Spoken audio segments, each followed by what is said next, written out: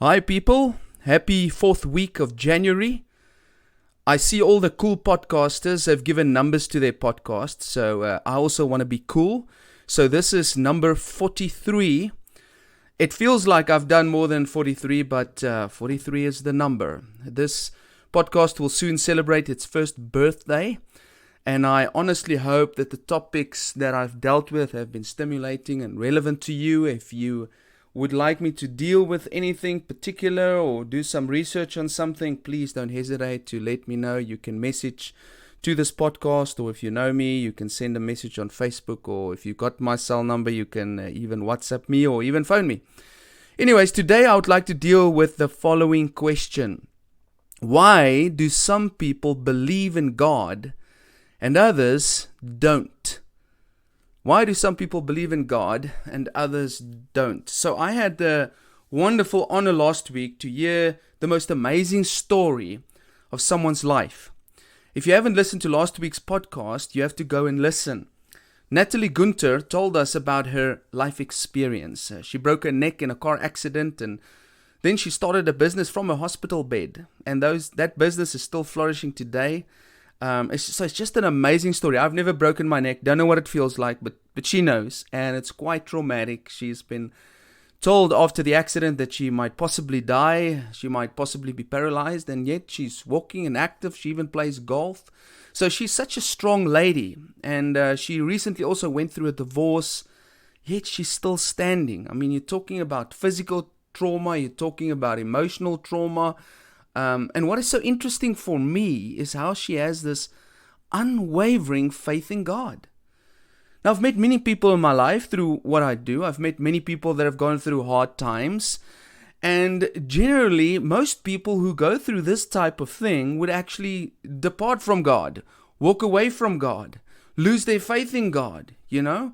You know, couldn't God have stopped this? Couldn't God have saved her marriage? Couldn't God have kept her from breaking her neck? You know, there's a lot of people out there, when they go through difficult times, the first thing they do is they blame God and then say, well, God doesn't exist anymore. I mean, she broke her neck. She had to start from scratch. She went through a divorce. I mean, there's a lot of stones to be thrown at God, right? But yet, if you listen to her testimony, she sees God at work everywhere. She's driving and she sees clouds in the sky that looks like hands praying. She is driving, struggling with her faith, and then she sees a car with a number plate that says faith. And then she stops at a place and a waiter or a receptionist has a name tag that says faith on the same day while she's going through that same space of her day. And so she believes that God gives her all of these signs everywhere. And so she believes God has been involved in her life. She believes that God has been working in her heart. And so she's waiting for God to reveal himself to her in every corner of her life. And when I think about her story, I'm reminded of 1 Peter 1 and verse 8. Not only her story, I know there are many people out there, many of you probably listening, you've got an unwavering faith. You absolutely believe in God. And some people might be listening to this and saying, well, gee, I want to know what's wrong with these people, you know, how they can just believe in God like that. But this is nothing new. For 2,000 years, people have had this faith.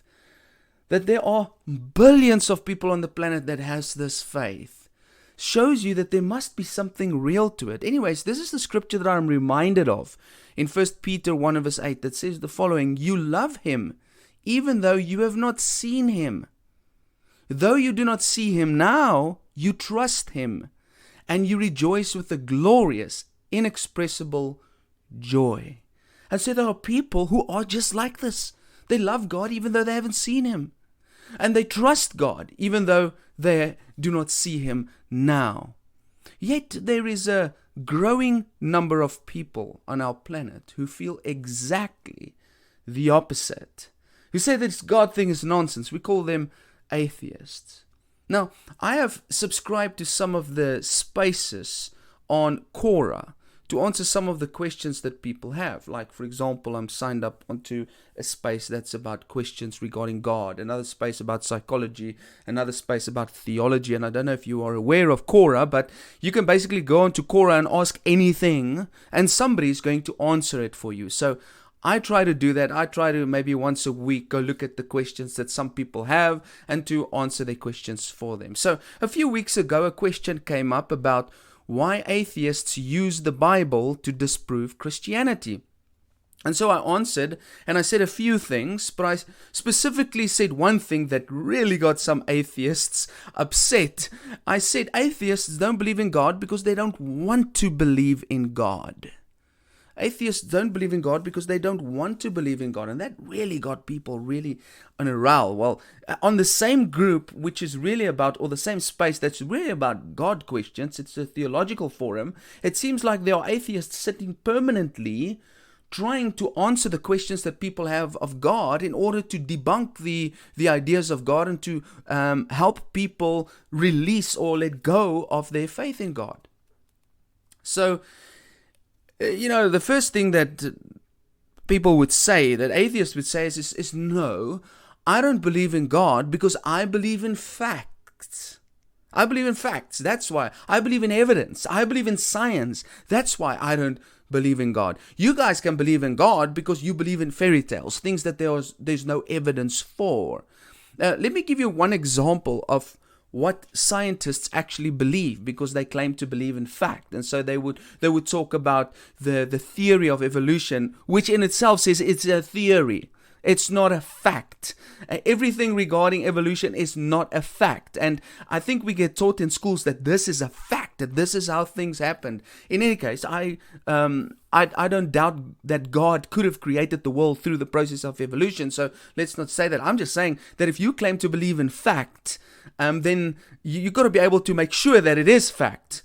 All right? And I mean, if you look at the process of evolution and how everything started, if you look at Big Bang cosmology, and we've spoken about this before, it's not really based on fact. In actual fact, nobody was there 13 billion years ago to see how everything happened. But what atheists generally believe, what the general theory is out there, is that there was somehow or another, there was this primordial soup. In other words, there was soup somewhere, which they call sort of the starting point, that there was something, okay? And then that by itself, that soup by itself, had light go through it, somehow or another, that led to an explosion, that led to everything that we see in the universe, and that eventually led to just this planet where we are on, where life started through one cell that came from nowhere. I mean, that is essentially what atheism believes, because atheism says, no, God didn't start all of this. That's how everything started. And they claim that is fact. That is not a fact. And that's why many people would say, and the Bible, as you'll see in a moment's time, that atheism is ridiculous. If you think about it. Now, here's a definition of atheism that I read up recently. The belief that there was nothing, and nothing happened to nothing, and then nothing magically exploded for no reason, creating everything, and then a bunch of everything magically rearranged itself for no reason whatsoever into self-replicating bits, which then turned into dinosaurs. Makes perfect sense. And I'm sure you get the point. It's not based on fact. People are not atheists based on facts. Now, personally, I've yet to see one piece of evidence that proves God doesn't exist. In actual fact, there's more reasonable evidence pointing towards the existence of God than to the non-existence of God. So one of these guys started debating with me, and we emailed back and forth, and here are some of the things that I've noticed that came up. For example, when he spoke about the issues that he has with God, he would go with the issues that he has with the Bible, and he would go to Genesis chapter 1 to Genesis chapter 12. He'd only talk about the stories in Genesis 1 to 12, the flood, the wife of Cain, etc. He won't go to Jesus, because you see, when he starts going to Jesus, there's too much evidence that Jesus actually existed. Okay, there's too many eyewitnesses. So what atheists like to do is they like to go to those difficult texts in the Bible, those texts that even Christians struggle to understand or wrap their heads around. But even though it's difficult to wrap our heads around some of those stories, it's very there are reasonable answers for them. Like one of the first things that he brought up was this thing of who was Cain's wife, because obviously Cain's mom and dad was Adam and Eve. So where did Cain get a wife? So anyways, Jewish history says that Adam and Eve had many more children, more than 20. Although it's not recorded in the Bible, that doesn't mean that they didn't exist. Okay, and so in any case, he's got a little bit of a problem with this, because if it is true that Cain married his sister, that is incest. And that is disgusting, and that's a problem. And I thought about that for a while, and yes, of course, that doesn't sit so well with me, and I've got other answers for that, but I just want to make a point in line with this podcast. I said to him, do you know that science says the same thing? Because you believe in science, so you've got a problem with the Bible saying that Cain possibly had a sexual relationship with his sister, and that produced the rest of their offspring. So, and it's crazy if the Bible says so, but science says so too. Because science says, this is what scientists have discovered, that the whole human race comes from two people. You can go research this. The whole human race comes in any ways from two people. So it's wrong if the Bible says so, but it's right if science says so. And it's very interesting how science is just pointing back to the truth of Scripture in any ways. They've genetically traced it back that the whole human race comes from two people. Okay? Another thing he brought up is about the flood, how ridiculous the flood is. And I said to him, well, you know what? Okay, I know it's hard for us to grasp and to come to grips with the flood, etc. But how do we make then sense of the more than 200 stories of the same event across the globe? Okay? How do we make sense of that? Are you saying that all the 200 stories, in actual fact, the Epic of Gilgamesh, as I've said before, is one of the oldest flood stories it's one of the oldest pieces of writings in the world. Okay, and it's a flood story. So you reject the Bible, but how are you going to reject the Epic of Gilgamesh and all the other more than 200 stories across the world of this massive flood? So you see, once again, you are claiming things that you don't actually have the facts for. It doesn't make sense to you, but you can't say you don't believe in these things because of facts. Another thing that he brought up is about how can 8 people 6,000 years ago have enough children so that it could populate the earth up to the point that it is now. And so I went and I did some little bit of research, and I didn't do the calculation because it must be one intense bit of study. In terms of global population, it's actually quite interesting. Do you know that the global population grows by 1.1% per year? Now I want you to think about this. And this is not my facts. This doesn't come from the Bible. This is coming from people who research population growth. Okay? In the year 1800, there were 1 billion people on the earth. Today, there are 7.8 billion people. Just think about it. In 200 years, the world population has increased by 6.8 billion. Now, if you go work that back into time, it could very well be that 6,000 years ago, there were probably just about 8 people. Okay? So once again, you can't make statements that you cannot back up with fact. So the other thing that he brought up is this idea of the age of the earth, that the earth is 13 billion years old.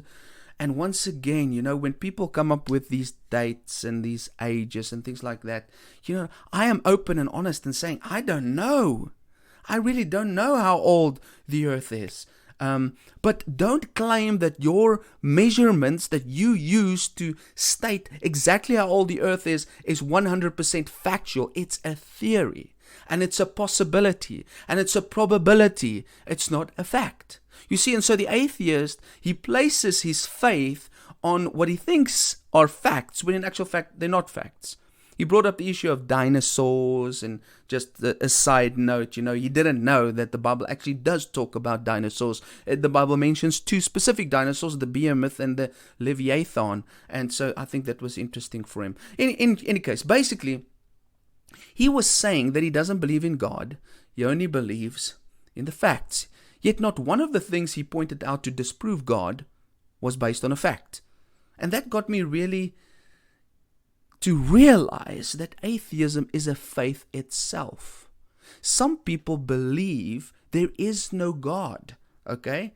And some people believe that this is something new, that atheism is a new thing, that people only stopped believing in God when science came onto the scene. But it is not the truth. Before science existed, before we had these supposed facts of nature, people already didn't believe in God. For thousands of years, atheism has been around. 3,000 years ago, King David already spoke about atheists when he said in Psalm 14, "The fool says in his heart, there is no God." Now, this atheism has become a religion of its own, and that's why I rather would call it a faith, okay? In recent times, it has just developed around their Bible is the Charles Darwin's Origin of Species. Let's say most of the atheists in the 21st century, they are people who hold their faith in Charles Darwin's book, The Origin of Species. So evolution and science forms the basis of their faith. Now, as I've said before, to believe in evolution, you have to believe in God, because evolution cannot happen by itself. For evolution to happen, it has been postulated by scientists, it needs a miracle.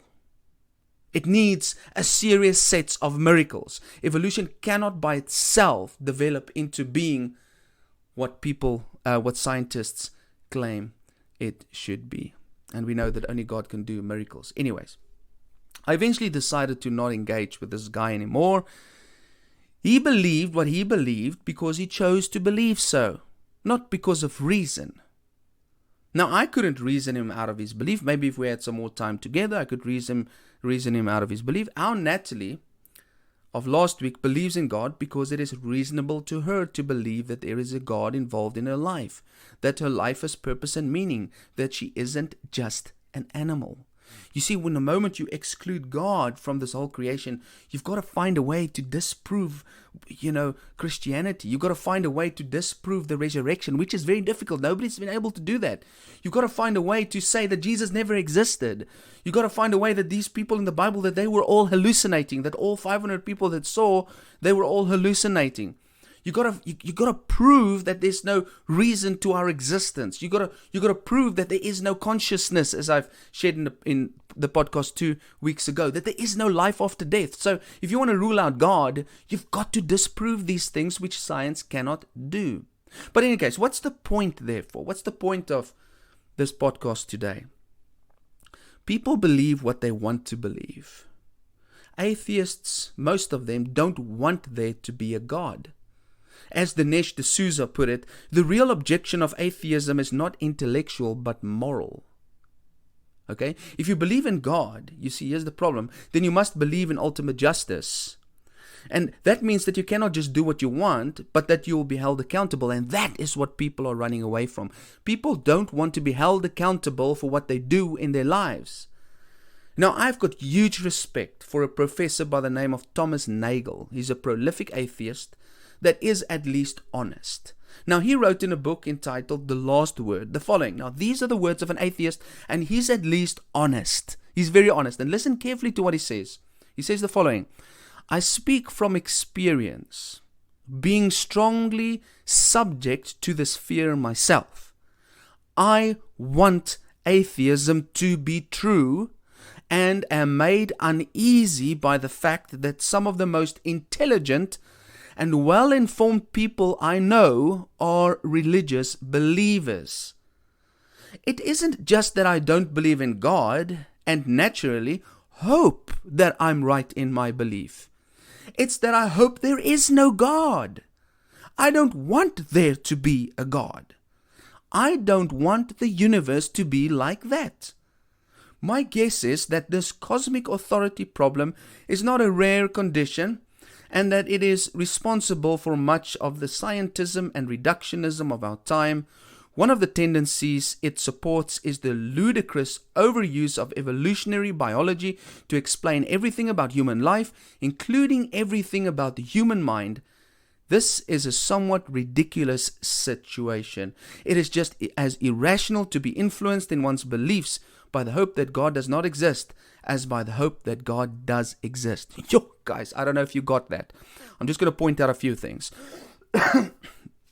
Just get that cough out of the way. So, let's look at what he says here. First of all, he says, I want atheism to be true. What does that tell you? He wants it to be true. That's why he chooses it. He doesn't choose it based on fact. Okay? And he says he feels uncomfortable that intelligent people actually do believe. Okay? So he doesn't know what to do about that. And then he says, I hope that I'm right in my belief. In other words, he doesn't know if he's right, but he hopes that he is. He's got hope in the fact that his faith is correct. That's interesting. So it's not based on evidence. Okay? He says, I hope there is no God. He says, I don't want there to be a God. I wonder why. Why don't you want there to be a God? Okay? Because he calls it later on a cosmic authority. That's the problem. You see, because the moment you claim that there is a God, it means that there's an authority over you that's going to hold you accountable. In other words, you can't just do what you want. You've been created with a purpose. And when you rebel against that purpose, you rebel against the Creator. And then he himself, he calls this evolutionary biology, he says, it's actually crazy to think that explains everything about life, because it cannot explain the human mind. Okay, and he says it's a somewhat ridiculous situation. He's in essence saying, okay, he's saying to believe, if you're an atheist and you think it's ridiculous for people to believe in God, if you're actually rational, it's equally ridiculous for you to believe that there is no God. So, I thought I'll just put that in there because I think it's time for us to settle this. In the West, atheism is growing. From 2009 to 2019 in the States, atheism has doubled in size from 2% to 4%. It is growing faster than any other religion. That's why I entitled this podcast, The Fastest Growing Faith. Because atheism is the fastest growing faith. It claims that fact and science is the reason for its belief system, but remember, it is not true.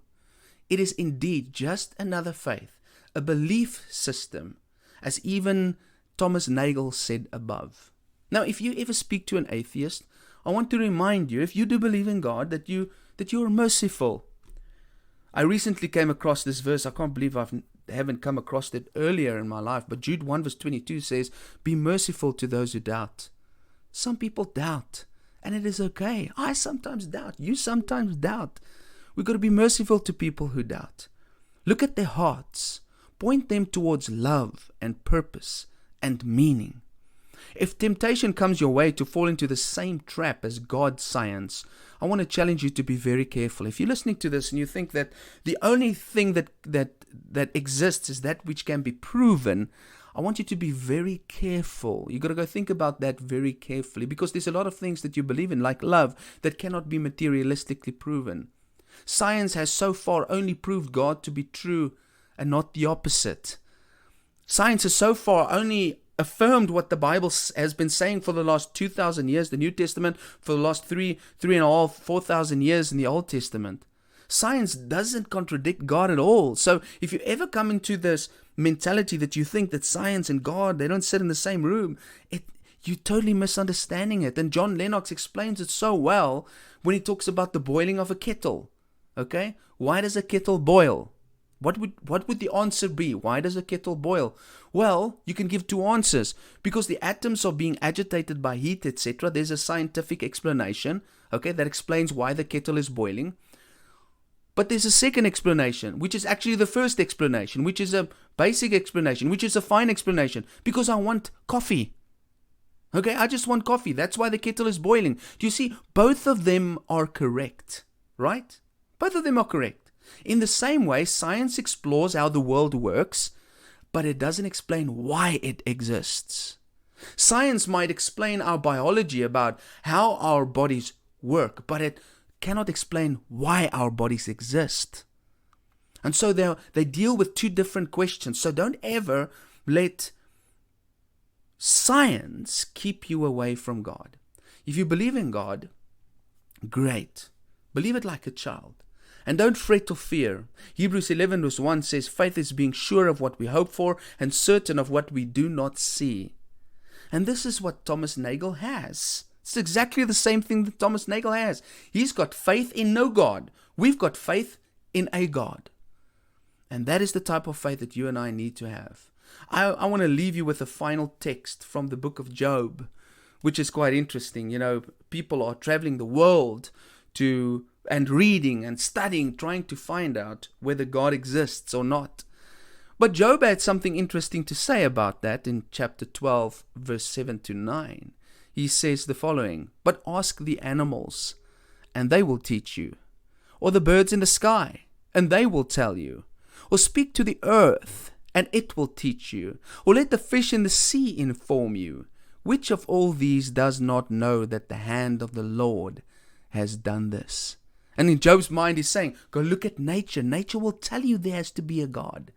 And so what science has done is science has discovered the laws of nature, but science hasn't figured out how nature came to be. And if anybody tells you that they know exactly how nature came to be, they don't. They just have theories. May God bless you. Have a wonderful week.